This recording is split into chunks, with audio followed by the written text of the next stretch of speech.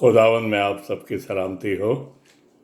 अजीज़ों, आज हम कलाम थर्सडे और गुड फ्राइडे का कंबाइंड देखने जा रहे हैं, जो मसीह के अजीम दुखों से भरा हुआ है, जो कि मसीह ने अपनी कुर्बानी हमारे लिए गुजरानी, और वो उसका ज़िक्र थर्सडे को, जो कि गुड फ्राइडे से पहले था, उसमें ज़िक्र करता है।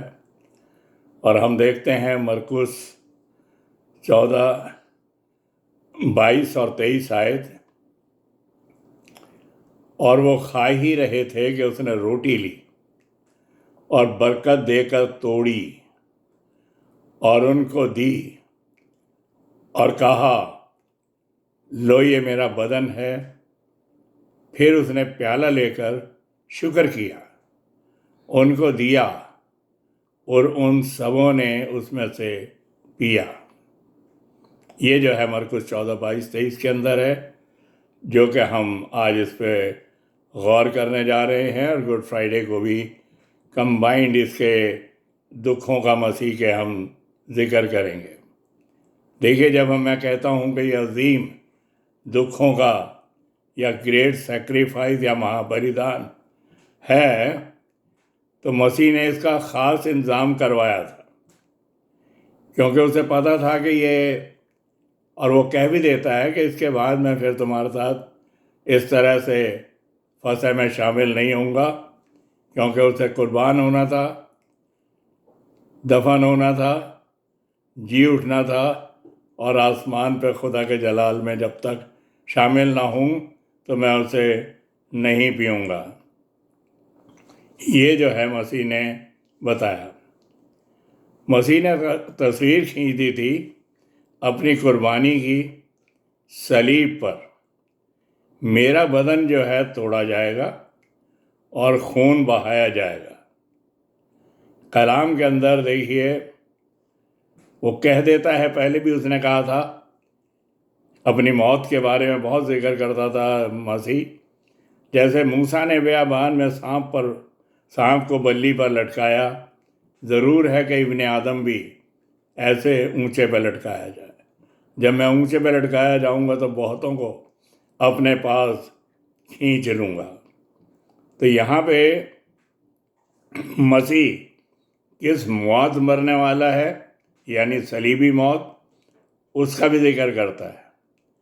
फिर जब यूनान के दार्शनिक आए, बड़े मंतिक जानने वाले थे, कि जनाब हम यीशु को देखना चाहते हैं, तो उसने एक ही बात कही कि गेहूं का दाना जब तक ज़मीन में गिर के मर नहीं जाता, अकेला रहता है, और जब मर जाता है तो बहुत सफल लाता है।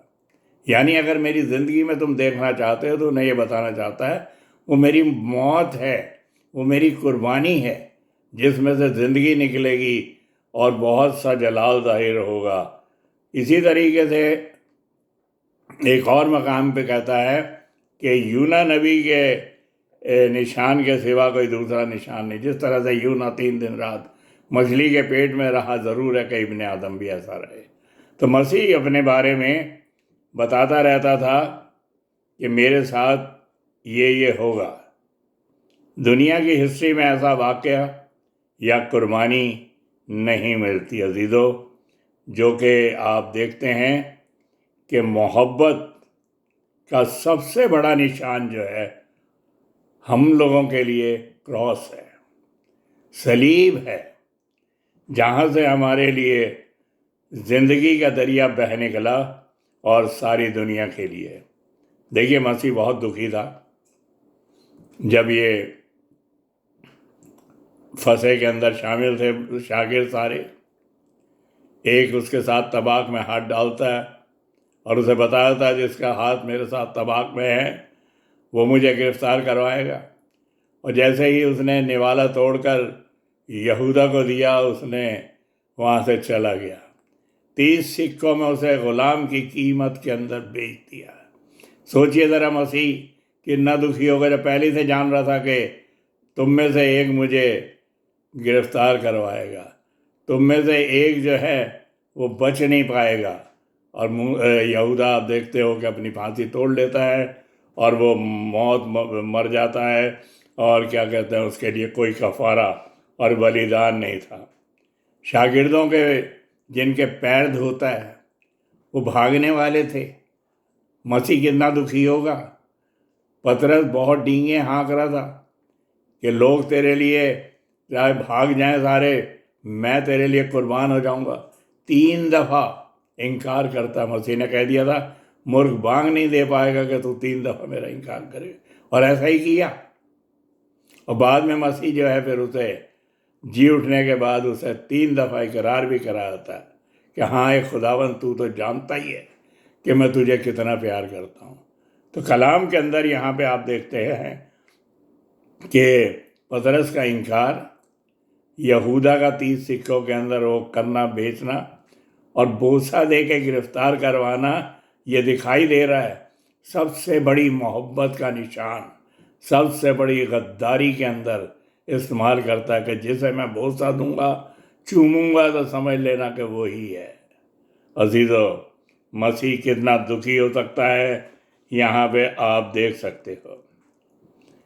دیکھیے پھر بھی اس کے بعد مسیح نے جب اسے صلیب پہ ٹانگا گیا، اب ہم گڈ فرائیڈے کی طرف چل رہے ہیں، تو وہاں پہ رومن سولجر کھڑے ہوئے تھے، فقیہ فریسی کھڑے ہوئے تھے، جنہوں نے الزام لگایا تھا۔ رومن سولجر نے ان کے 39 کوڑے مارے، جو کہ بڑے خطرناک کوڑے ہوتے تھے کہ کھال پاش ہو جاتی تھی، یہاں تک کہ ہڈیاں بھی ٹوٹ جاتی تھیں، اور اس کو بالکل لہو لہان، مرد غمناک، اشعیاء 53 کے اندر، کہ اس کی صورت بھی کوئی دیکھنے کے لائق نہیں تھی، سر پہ کانٹوں کا تاج تھا، ہاتھوں میں کیلیں ٹھکی ہوئی تھیں، پیروں میں کیلیں ٹھکی ہوئی تھیں، لیکن وہاں پہ اوپر سے کہتا ہے اے باپ ان کو معاف کر۔ ان سپاہیوں کو، ان فقیہ فریسیوں کو جو اس کی حقیقت کو نہیں سمجھے تھے کہ میں کون ہوں، میں خدا ہوں، میں اس دنیا کے اندر قربان ہونے کے لیے آؤں۔ اسی طریقے سے کہتے وہ یہودا اسکریوتی کے لیے بھی کہتا ہے ابن آدم تو جیسا اس کے بارے میں لکھا ہے جاتا ہی ہے، لیکن افسوس اس پر جس کے سبب سے جاتا ہے۔ کیوں ہوا میرا شاگرد ہی؟ کیوں نہیں کوئی دوسرا انسان ہوا جو کہ جنٹائلز میں سے ہو اور کیا کہتے ہیں رومن میں سے ہو جو مجھے پکڑواتا؟ لیکن میرا شاگرد ہی 30 سکوں میں، غلام کی قیمت میں میرا سودا کر رہا ہے۔ مسیح بہت دکھی ہوتا ہے، لیکن ان فقیہ فریسیوں کو اور رومن سولجرز کو جو ہے وہ معاف کر دیتا ہے۔ جانتے نہیں کیا کرتے ہیں، انہیں معاف کر دیتا ہے۔ تو یہ جو ہے بولنے کی طاقت نہیں تھی، لیکن معاف کرنے کے لیے طاقت بٹورتا ہے اور ان کو معاف کر دیتا ہے، اور وہ معاف ہوئے، کیونکہ یہ خدا کی دعا تھی، انسان کی نہیں۔ یہ لوگ مجھے سمجھے نہیں۔ جب چٹانیں تڑک گئیں، جب دم توڑا، بھوچال آیا، قبریں کھل گئیں اور زمین لرز گئی بری طرح سے، جیسے بھوچال آتا ہے زبردست خطرناک، چٹانیں تڑک گئیں، اس سمے وہ دروگا جو تھا کہنے لگا واقعی یہ خدا کا بیٹا تھا۔ دیکھیے ایک روح کے اوپر تو اثر ہوا کہ واقعی یہ خدا کا بیٹا تھا۔ وہ دروگا جو کہ رومن اس کا تھا، اس نے اس کا اقرار کیا۔ عزیزو، گنہگار ڈاکو کو معاف کر کے وہ پیراڈائز لے گیا، اسے معاف کر دیا، جہاں سے آدم اور ایو کو نکالا تھا، آدم اور حوا کو وہیں پہ پہنچا دیتا ہے۔ یعنی وہ بتانا چاہتا ہے کہ جہاں پہ انسانیت نے خدائیت کو چھوڑا، خدا کو چھوڑا، شیطان سے لپٹ گیا، میں اسے وہیں پہنچانے کے لیے آیا ہوں۔ اور اس نے وہاں پہ کھڑے ہوئے دیکھیے مریم کو اور یوحنا کو دیکھا، اسے پتا تھا ایک بیٹا تھا اس کا جا رہا ہے، یعنی میں مر رہا ہوں، اب اسے کون سنبھالے گا؟ یوحنا کے حوالے اپنی ماں کو پیش کرتا، دیکھ یہ تیرا بیٹا ہے، اور یہ دیکھ تیری ماں ہے، اور وہ اسی گھڑی اسے اپنے ساتھ اپنے گھر لے گیا۔ تو عزیزو یہ بات ظاہر کرتی ہے کہ مسیح نے کتنے دکھ اٹھائے، کتنی عظیم قربانی تھی یہ، اور مسیح کی عظیم یہ قربانی ہے، مہابلیدان، ساری دنیا کے لیے معافی کا پیغام ہے۔ پورا ہوا۔ جب یہ نجات کا کام پورا ہوا تو نہ صرف رومنس کے لیے، فقی فریسیوں کے لیے معافی کا پیغام ہے، نہ مریم اور یوحنا کے لیے تسلی کا پیغام ہے، بلکہ ساری دنیا کے لیے اس نے نجات کے کام کو پورا کیا۔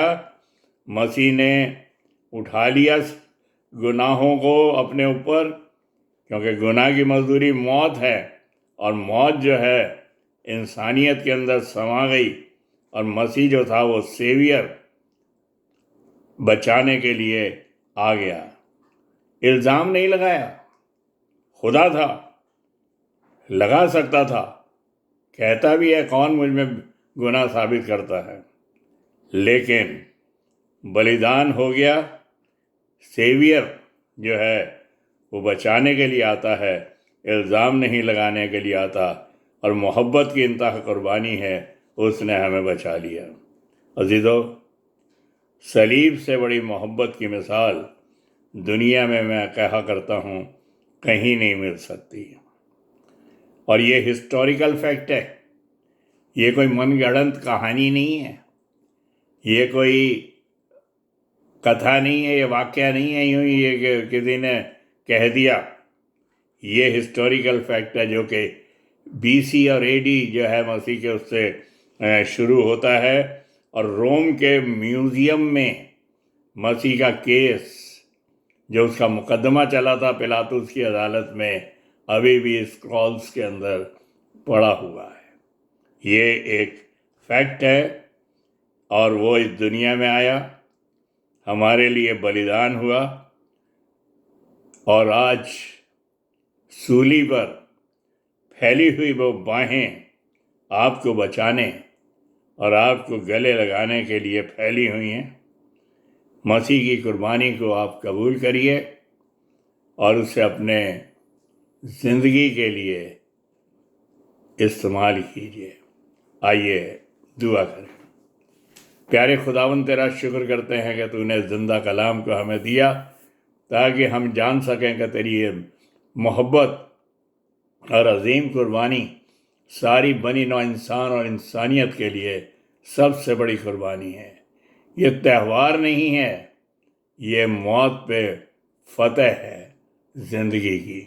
تیرے ہی نام میں یہ مانگتے ہیں، آمین۔ God bless you.